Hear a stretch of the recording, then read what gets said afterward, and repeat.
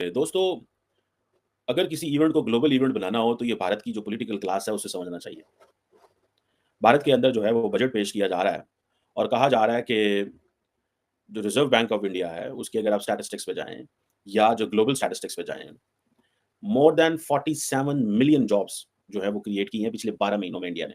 47 million. Pakistan में बात हो रही है हर रोज़ लोग जॉबलेस हो रहे हैं। हर रोज़।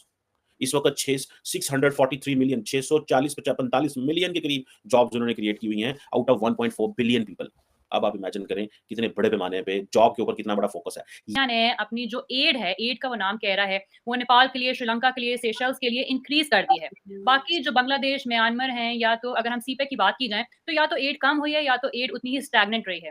So my first question is कि ये एड इंडिया दे क्यों रहा है? What is the motive? Thank you Minahil. I think जो पहली चीज़ ये है कि मैं तो समझता हूँ कि इंडिया ने पहले तो बात है कि इंडिया ने अपने जो रीजन है, हुँ, उसकी शक्ल ही बदल दी है। अगर हुँ, आप देखें कि south Asia is getting irrelevant. हम जो सबकॉन्टिनेंट की बात करते हैं, अब उसकी कोई बात ही नहीं करता। अब जो ग्लोबल जो लिटरेचर लिखा जा रहा है, उसमें ना साउथ एशिया की बात हो रही है, ना सबकॉन्टिनेंट की बात हो रही है। जो ग्लोबल लिटरेचर लिखा जा रहा है, वो लिटरेचर लिखा जा रहा है इन टर्म्स की इंडो पैसिफिक के अंदर या एशिया पैसिफिक या साउथ ईस्ट एशिया, इसके रिलेटेड लिखा जा रहा है। देखिए, मिनाहिल इंपॉर्टेंट चीज़ ये है कि इंडिया की एक नेबरहुड फर्स्ट पॉलिसी आपको ये डाटा स्टैटिस्टिक्स अमेरिका में कभी मिला करता था, अभी भी मिलता है। आज पाकिस्तान में आप नहीं बता सकते, हमारे लीडर आते हैं, इलेक्शन होते हैं, हम 1 करोड़ नौकरी बनाएँगे, हम 1 करोड़ नौकरी क्रिएट करेंगे। ਉਹ पाए ना देखो कितनी नौकरियाँ क्रिएट करो, कितने करोड़ नौकरियाँ क्रिएट की हैं। अगर 1 मिलियन 10 लाख है, 10 मिलियन जो है वो 1 करोड़ है और 46 मिलियन जो है, वो साढ़े 4-5 करोड़ तो बनता ही है ये, 4.6 करोड़ तो बनता है। यानी कि 1 साल में 5 साढ़े 4-5 करोड़ नौकरी क्रिएट करना विद 6% 7% ग्रोथ रेट, आप मुझे करके तो दिखाएँ। नरेंद्र अब होता क्या था कि नरेंद्र मोदी को 24 घंटे टारगेट मिलता था अपनी हुकूमत की तरफ से। कि ऑपोजिशन की तरफ से, ये आप क्या कर रहे हैं? अभी रिज़र्व बैंक ऑफ इंडिया जो है, उसने ये डाटा जारी किया, ठीक है जी? और आप देखिए 46-7 मिलियन नौकरियाँ क्रिएट करना, 40 इट्स अ बिग नंबर भाईजान। तो वो इंडिया जो है, वो बड़ी तेज़ी से उस चाइनीज़ साइकिल में आ रहा है कि जहाँ पे वो गुर्बत खत्म कर रहे हैं। वो जो इंडिया में बात करते थे ना, नरेंद्र मोदी रिसेंटली बात कर रहा था कि हम मल्टी डायमेंशनल पॉवर्टी को खत्म कर रहे हैं। They are on the track. ठीक है जी। आप गवर्नमेंट किस चीज़ से फोकस करिए? जॉब क्रिएशन पे। आप पाकिस्तान में तो हमारे पास डाटा ही नहीं है यार, कि कितनी जॉब आई हैं, कितने लोग बेरोज़गार हैं, कितना क्या है। हमें बस एक चीज़ का पता है, दसना है, इतने करोड़ लोग मुल्क छोड़ के चले गए, इतने लाख लोग मुल्क वो चीज़ बतानी है जिससे पता चले जना इस चीज़ का डाटा है, लेकिन कितना डाटा हमने कितनी नौकरियाँ क्रिएट की है उसका हमारे पास डाटा कोई नहीं है। हमें पता ही कोई नहीं है, क्योंकि हमारी इकोनॉमी अनडॉक्यूमेंटेड है। नरेंद्र मोदी की इकोनॉमी तो बहुत हद तक डॉक्यूमेंटेड है ना, वहाँ पे भी अनडॉक्यूमेंटेड इकोनॉमी है। ये नहीं है कि उधर 2-3 नहरें बह रही हैं। बट द पॉइंट इज़ कि उन्होंने at least they are on a path for the digitization. और मैं कह रहा था कि किसी इवेंट को ग्लोबल इवेंट कैसे बनाना हो, ये तो आपको इंडियन से समझना पड़ेगा। वो कैसे?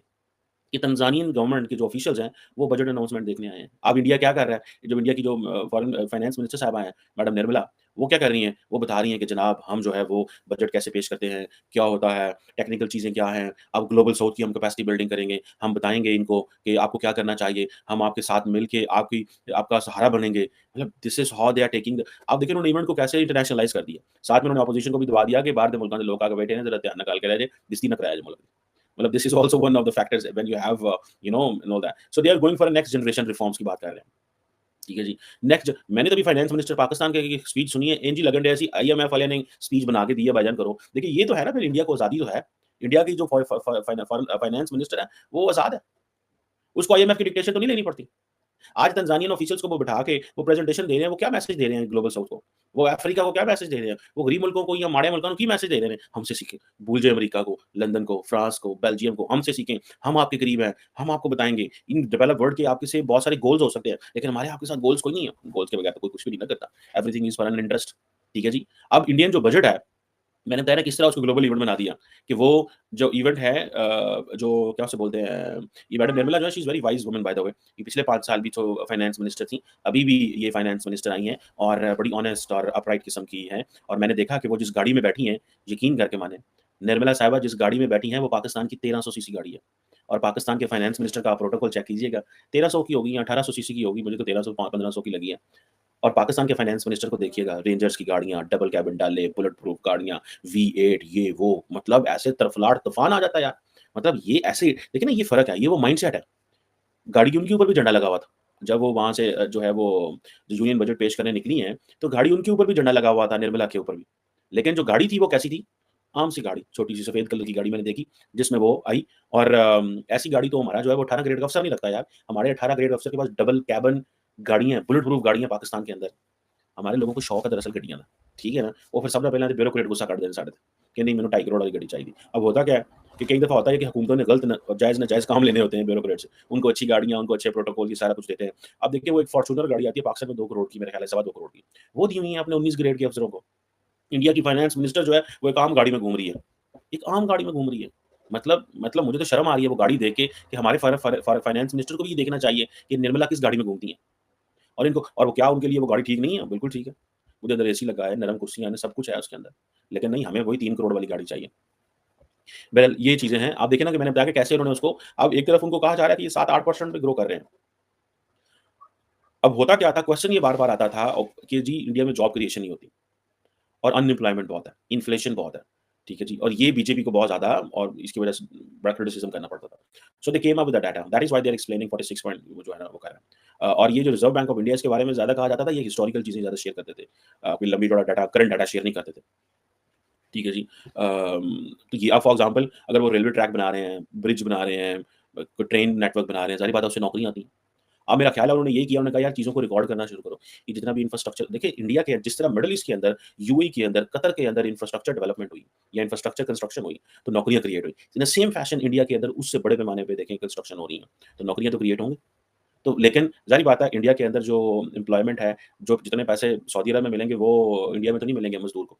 लेकिन at the end of the day आपके लिए रोज़गार तो है। अगर आप बिज़नेसमैन हो, आप मिडलमैन हो, आप इन चीज़ों में इन्वॉल्व हो, तो आपको एडवांटेज तो है। पिछले दिनों एक सिटी ग्रुप जो है उसने ये प्रेडिक्ट किया था कि इंडिया की जो 7% की जो इकोनॉमिक ग्रोथ रेट है, उसमें जॉब्स क्रिएट नहीं कर सकेंगे। So that's why I think they वो सारे का सारा डाटा जो है वो शेयर किया गया एंड देन जिसको बाकी ऑपोजिशन पार्टीज़ ने भी शोर डाला।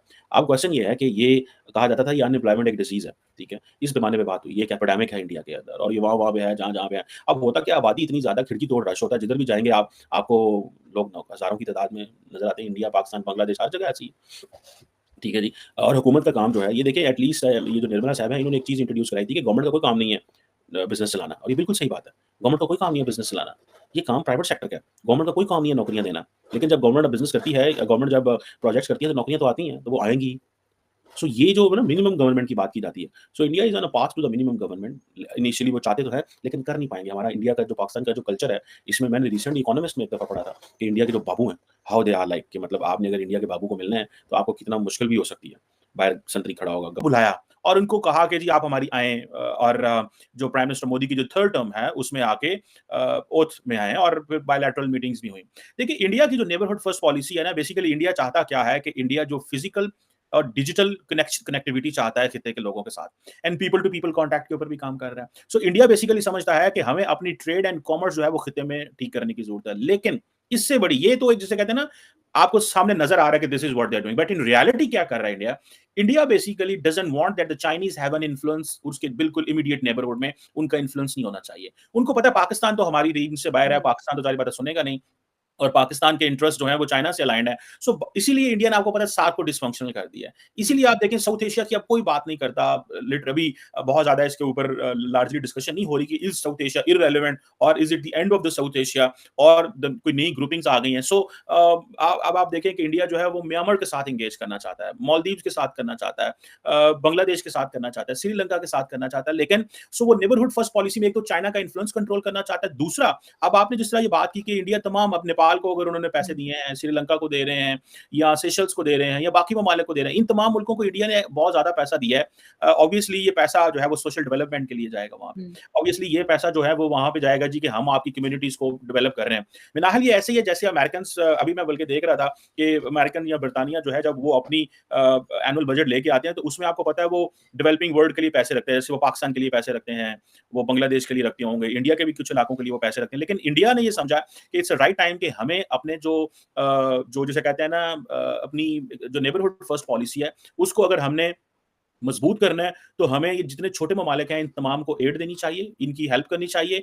ताकि हमारा इनके ऊपर इन्फ्लुएंस रहे because wherever the Chinese go, they go with the money. वो बिल्कुल। पैसे के साथ जाते हैं। सो ये जो इंडियन एड है ये आप समझ लें कि इंडिया के जो वो जिसे कहते हैं ना ग्रेट पावर के वो डिज़ाइन्स हैं। They do not consider themselves as कि हम एक जो है वो एक आम मुल्क हैं। वो हुँ, समझते हैं कि हमारे जो इंटरेस्ट हैं, they are beyond our borders. So इसीलिए वो पीपल टू पीपल कॉन्टैक्ट की बात कर रहे हैं, डिजिटल एंड फिजिकल कनेक्टिविटी की बात कर रहे हैं एंड वो चाइना के असर को कम करने के लिए या अगर असर कम नहीं भी होता तो at least they have some carrots to offer to someone so that in case they are asked to come in, उनको अलाउ किया जाए कि वो आएं और बैठें। अगर आप किसी को कुछ पैसे नहीं देते, जैसे पाकिस्तान है, अब हम श्रीलंका के इकोनॉमिक क्राइसिस में फिलहाल कोई कंट्रीब्यूट नहीं कर सके, तो वो क्यों हमारी बात मानेगा कल को अगर श्रीलंका को कुछ है ऐसा? बिल्कुल, to make an ally you need to give them something to get something in return.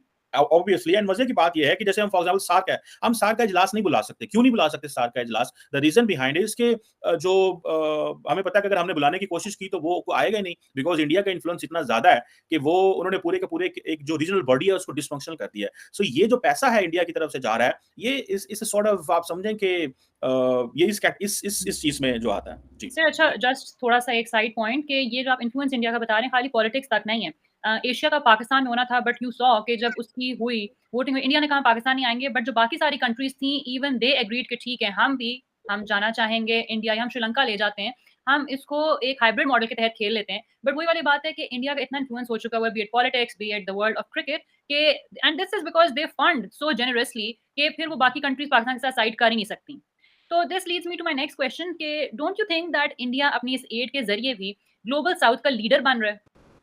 देखिए नाहिल, ये आपको पता है कि ये काफी देर से यूएन के प्लेटफॉर्म के ऊपर भी ग्लोबल साउथ की डिस्कशन हो रही है। और इस वक्त ये समझें कि चाइना बड़ी डिफिकल्ट कंडीशन में पोजीशन में है। एक तरफ हम ये देखते हैं कि अमेरिकन ये चाहते हैं कि हम इंडिया को इस खिते का, जिसे कहते हैं ना, इतना एम्पावर करें कि ये खिते के तमाम ममालिक इंडिया के साथ अटैच हो जाए। This is what the western world, particularly American ये चाहते हैं।